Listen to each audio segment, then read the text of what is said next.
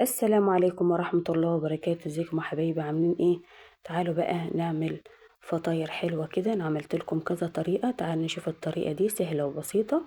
معايا كيلو الا ربع من الدقيق، وحطيت معلقتين من السكر ورشة من الملح ورشة من الزيت.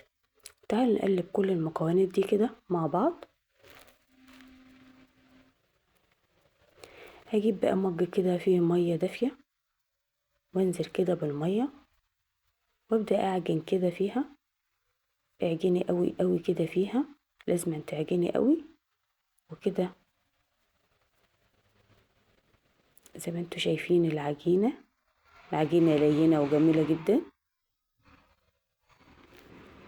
هسيبها بقى ترتاح بتاع نص ساعة كده.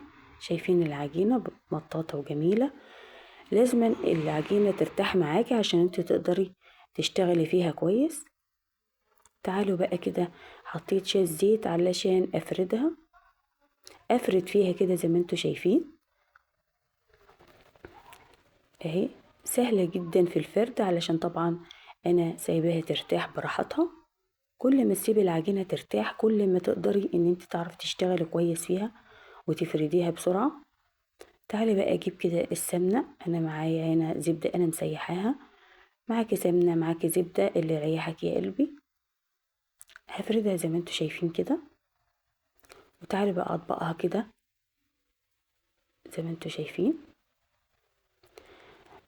اما اطبقها بقى بالطريقة دي بتعمل لي بقى، بتورق كده الفطيرة وتبقى جميلة جدا. اقطع بقى الحروف دي كده وامسك اقطعها كده.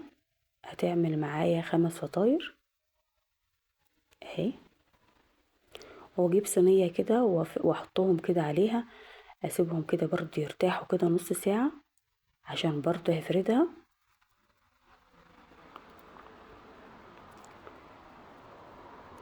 كده. ارتاحت معايا العجينة وامسكها برضو افرد فيها كده اهي. برضو بتبقى سهلة برضو في الفرد على طول. طريقة حلوة تعجبك، واللي يشوفني كده يا ريت يا جماعة يصلي على الحبيب. متنسوش الاشتراك واللايك.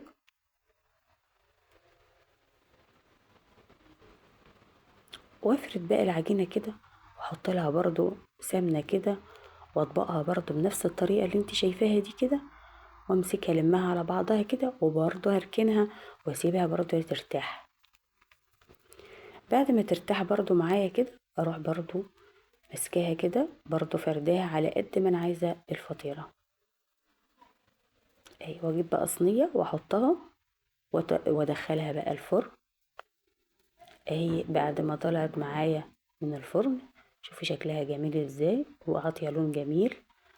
شايفين مورقه وجميله ازاي.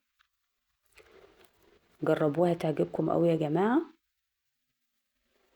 يا ريت يا جماعه تنسوش الاشتراك، تنسوش اللايك والشير. هنجيب بقى سكر كده وترش عليها سكر. عايزه تاكليها كده تاكليها، عايزه تاكليها بسكر هتبقى جميله برضو. والسلام عليكم ورحمه الله وبركاته.